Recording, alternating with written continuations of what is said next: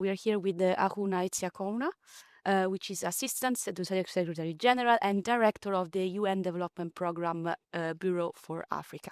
So first of all, what brings you here in Brussels? And can you talk a little bit about the upcoming African Union EU Summit? EU is a very, very close partner with the UN Development Program.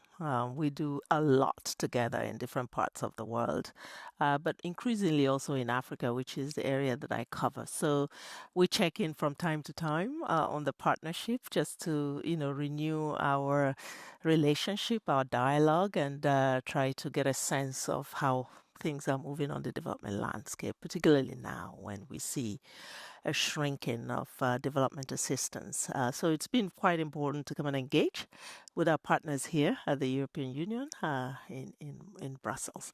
And then you asked about the importance of the EU-Africa dialogue. Actually, we just had a session, sort of an informal chat, EU-Africa talks, informally at the UN with the Danish embassy here. And I think it was quite interesting to see how much conversation is still required about all the things that are happening in this partnership. I want to ask, okay, Europe is an important donor for Africa, in particular in the field of economic projects, humanitarian aid, but the development department here of the European Commission is changing the structure, is more business oriented, and also like I noticed that there are some retreat patterns from Africa. I'm not sure that Europe can afford to reduce or shrink its presence in Africa. I mean, if you just look at the map, it's 14 kilometers of distance between Europe and Africa. So these are, neighbors and with historical commonalities and also a future that is sort of bound together. So what we are seeing maybe, and I've been having conversations with various EU partners here trying to understand this shift. And I think it's more a recalibration of the partnership towards more partnership rather than donor recipient relationship, because you say Europe is a donor to Africa, and that's true. It's one of the biggest, largest donor portfolios that Africa has. But I think Europe needs to start measuring itself, and that's probably what's reflected in this shift beyond its donor characterization in terms of the relationship, and put more value to what it means for Africa. So what it means for Africa isn't just treating Africa as a charity case where, we're here to rescue, populations on the continent of Africa, but actually recognizing Africa's value to Europe. In terms of what Africa has to offer in its demographic. The population of Africa is very young, and this continent will probably make up, Africa will make up a quarter of the world's population in the next century. And that's important for a region like Europe, which is aging. But also, this is a continent that has critical minerals that Europe needs to power its future as it starts to also retreat from certain partnerships as a result of the war in Ukraine. So Africa's value to Europe is beyond a kind of a donor recipient relationship. And I think this is what is being echoed in these new shifts, so bringing in private sector, private investment. As it turns out, Europe is actually still, Africa's has the largest stock of foreign direct investment than any other region, in terms of trade relations with Africa. I have a question actually on the aging and the young population in Africa that you mentioned, and then I want to go to the critical minerals. Europe seems to have a very contradictory narrative on migration. So we know that 90% of movements in Africa are within Africa, but Europe focused a lot on this 10% of Africans going to Europe. And it's creating a fortress Europe in the sense that they are closing and making more, making harder and harder for people to move. But at the same time, the EU is promoting talent partnership, trying to attract talents in Europe because they know that they need. How do you read this? You answered your own question. I don't think I need to say more. I mean, I think it's a case of confronting reality. This region is going to need young workforce, and Africa presents a huge opportunity there. So the sooner Europe realizes that it needs to promote mechanisms that help legally create this exchange to happen, not only in terms of developing talent on the African continent that can be exported to Europe, but also in terms of promoting prosperity in Africa, because the more prosperity you have on the continent, I think the healthier that the sort of relationship and the exchange, people then have shared views about life and where they make their contributions. So the challenge that Europe faces is how do we frame the relationship partnership with Africa to understand, that you can't really shut the door. You can't afford to build walls and shut the doors to Africa, because you need people. You need the human capital, the workforce. Speaking about the future, there is this big project that the EU and the US also is very interested that is the Lobito corridor. So there is this project to expanding this corridor, basically connecting coast to coast the Atlantic and the Indian Ocean. And it's very interesting because it passed through many countries such as Angola, Zambia, DRC, where it's very critical in terms of minerals, in terms of oil, and so on.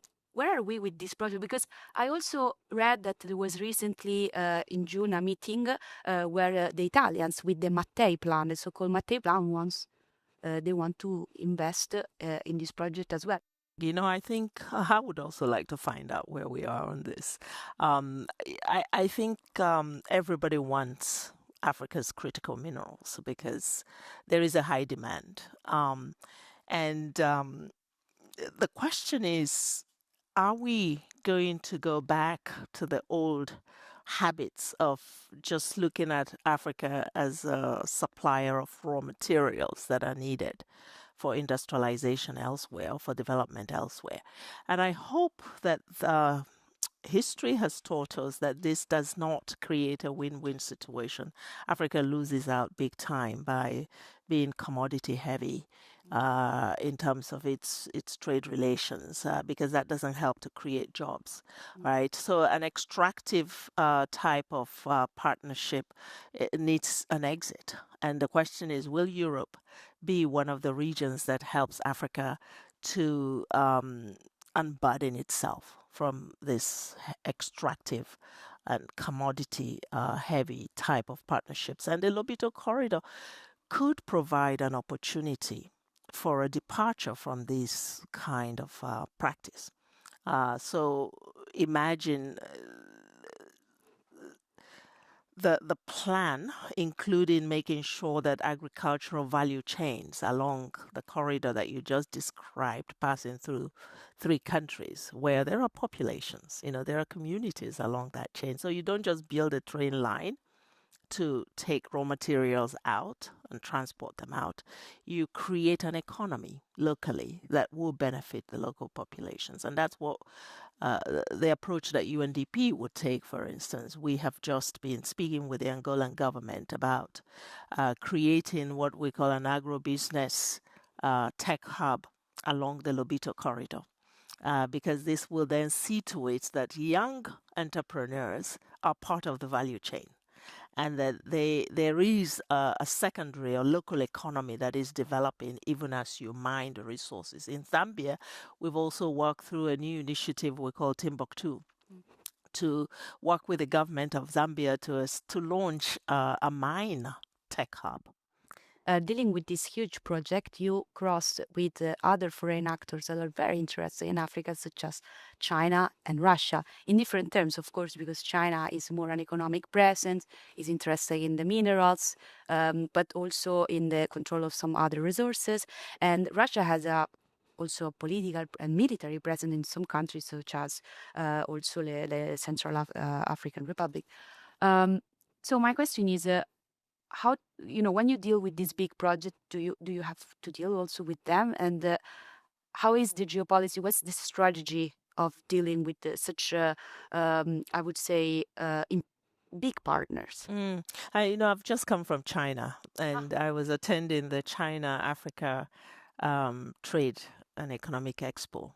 And it was very interesting to see interact with Chinese companies that are starting to view Africa differently. I mean, Africa's message that they need to add value to their at home, to the raw materials at home is getting through. And these companies are now in the process of determining how to do that, how to help Africa industrialize with the support of the Chinese government, obviously. So even as here in Europe, there are discussions about, business investments that help to create industry at home in Africa. I think you have the same conversation going on in China. And from an economic journey perspective and partnership, it's very difficult for a region like Africa to get the best out of its partnerships when those partners are in competition with each other. What actually has been very favorable in the past to developing nations that have made it, including China, is a conducive international cooperation environment. Now, unfortunately, that with the geopolitics, that doesn't exist. We have a lot of division in our world today, and partners are cultivating strategies on the basis of competitiveness rather than cooperation and complementarity. And this is a problem, particularly for the Africa region, because what Africa gets from China is good but not complete. What Africa gets from Europe is good but not complete. There is no perfect kind of condition with one or two regions or countries. I want to ask one last question, actually, about local communities, Africans, and the perspective, the vision that Europe has of Africa. I want to be a little bit of self-critical here. When we talk about Africa, also in this interview, we talk about foreign actors, but we don't really talk about locals. We don't really talk about local governments and we didn't also mention, for example, that now there are major conflicts and competition, like, for example, the conflict in Sudan. Nobody in the media, Western media, are talking in the first pages anymore about this. But also, for example, the growing competition between some African countries that can erupt in a war. What does it say about us, not only as a media, but also like the politician? Like, are we too Eurocentric? Are we still too with the colonizer mentality? There's a lot of distraction right now in terms of what countries consider their interests and where they're putting their priorities. I mean, you've got a big war happening in the European region, which obviously is a big preoccupation for this region, and rightly so. It's an existential threat, an issue. So one cannot fault Europe for focusing on Ukraine and Russia and what they have to do. We've got Gaza happening. We have now the Middle East exploding. So there is no shortage of big crises right now in the world, and that in itself is problematic for a region like Africa that often then would take the last place in terms of strategic importance, even though the issues warrant attention. You talked about local dynamics. I think the region that exemplifies that the most is the Sahel region, which often when people speak about the Sahel, they speak about it as if there were no people there. It's all about the military situation and the insecurity. And one of the things that we started in the last few years is a campaign which we call I Am Sahel. And the idea is really to draw out the voices of the Sahelian people so that the world can begin to see faces of Sahel. They can begin to touch base with the dynamism of this region, with the talent of the young people, with, the intelligence, the development intelligence that comes from this region, because it is only by building on that we're able to support the Sahel to come out of the crisis that it is in. So it's very important to harness local knowledge, local agency, and I think the Sahel has suffered from being painted just with one brush, and being heavily militarized in the lens through which the Sahel is looked at. Thank you so much. Thank you.